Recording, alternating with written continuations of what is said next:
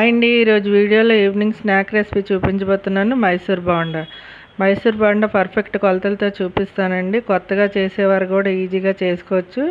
Taste అయితే చాలా బాగా వచ్చాయి, అంతే స్పాంజీగా వచ్చాయి. బయట కొనేటప్పుడు ఆయిల్ ఏవేవో వాడుతుంటారు కదా, అలా కాకుండా మన ఇంట్లోనే సింపుల్గా చేసుకోవచ్చు. సెలవుల్లో పిల్లలకు తప్పకుండా చేసి పెట్టండి. ఈ వీడియో చూసాక మీరు కూడా తప్పకుండా ట్రై చేస్తారు. మైసూర్ బోండా తయారీ విధానం చూద్దామండి.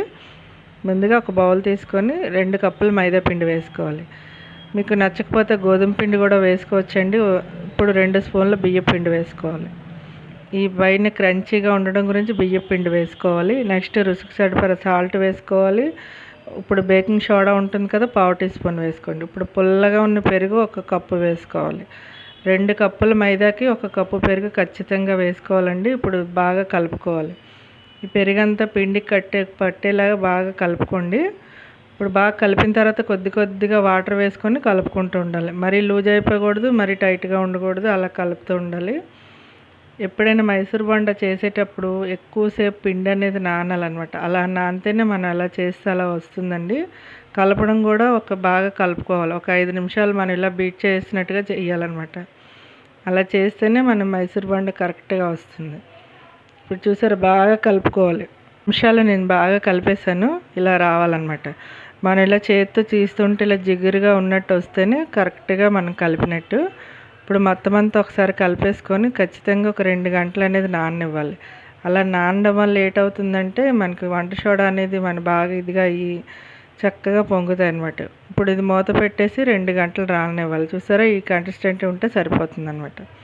ఇప్పుడు మూత పెట్టేసుకొని ఒక 2 గంటలు అలా వదిలేద్దాం. ఇప్పుడు 2 గంటల తర్వాత చూద్దామండి. పిండి అనేది బాగా పొంగినట్టుగా అయ్యి మంచిగా వస్తుంది. ఒకసారి మళ్ళీ బాగా బీట్ చేసుకొని ఇందులో మీకు నచ్చితే ఉల్లిపాయ, పచ్చిమిర్చి వేసుకోవచ్చు. కానీ నేను ఉత్తి జీలకర్ర ఒక్కటే వేస్తున్నాను అనమాట. నేను పల్లి చెట్టుతోని సర్వ్ చేస్తున్నాను, అందువల్ల నేను ఉత్తి జీలకర్ర వేసుకున్నాను. ఇప్పుడు డీప్ ఫ్రైకి సరిపడా ఆయిల్ పెట్టుకొని ఇలా వేళ్ళ మధ్యలో పిండి వచ్చేలాగా వేసుకోండి. ఒకవేళ అలా రాలేదు అనుకుంటే నార్మల్గా కూడా వేసుకోవచ్చు. సరే, ఇలా వేయగానే పైకి పొంగినట్టుగా వస్తేనే మైసూర్ బోండా కరెక్ట్గా వచ్చినట్టు. చాలామంది పెద్దవిగా బోండాలు కూడా వేస్తూ ఉంటారండి. మనకి ఎలా నచ్చితే అలా వేసుకోవచ్చు. ఇంకా చిన్న సైజు పుణుకుల్లాగా కూడా వేసుకోవచ్చు అనమాట. మంచి కలర్ వచ్చే వరకు గరిటతో ఇలా కలుపుతూ మంచిగా వేయించుకోండి. మంచి కలర్ వచ్చాక అది తీసేసి ఒక ప్లేట్లో వేసుకోండి. ఇప్పుడు చూసారా, మంచి కలర్ అనేది వచ్చేసింది. ఒక ప్లేట్లో వేసుకుందాం. చాలా సింపుల్ కదండి మైసూర్ బోండా. రెండో వాయి కూడా నేను వేసేస్తున్నాను. ఇదే ప్రాసెస్లో రెండో వాయి కూడా వేసేసాను. కొద్దిగా ఎక్కువ వేసేసాను. ఇప్పుడు ఇవి కూడా మంచి కలర్ వచ్చే వరకు వేయించేసుకుందాం. ఎన్ని బోండాలైనా వెడల్పుగా ఉన్న కళాయి వేసి ఎక్కువగా ఆయిల్ వేస్తే మనం ఇంకా కొద్దిగా ఎక్కువగా వేసుకోవచ్చండి. ఇవి కూడా మంచి కలర్ వచ్చేసాయి. తీసిలో ఒక ప్లేట్లో వేసేసుకుందాం. నేను ఈవినింగ్ స్నాక్గా ఈ బోండాలు చేశానండి. చేసి మీకు ఈ వీడియో చూసాక ఎలా వచ్చింది అనేది కామెంట్స్లో తెలియచేయండి. కొత్తగా చేసేవారు కూడా ఒక్కసారి ట్రై చేయండి. ట్రై చేసిన తర్వాత కామెంట్స్లో తెలియచేయండి. ఇప్పుడు నేను పల్లి చట్నీ కూడా చేశాను, అది దాంతో సర్వ్ చేస్తున్నాను అనమాట. అన్ని బోండాలు ఒకేసారి ఇలా వేసేసుకొని ఇప్పుడు చట్నీ వేసి సర్వ్ చేసుకోండి. కొద్దిగా ఉల్లిపాయ ముక్కలు వేసుకుంటే సరిపోతుంది.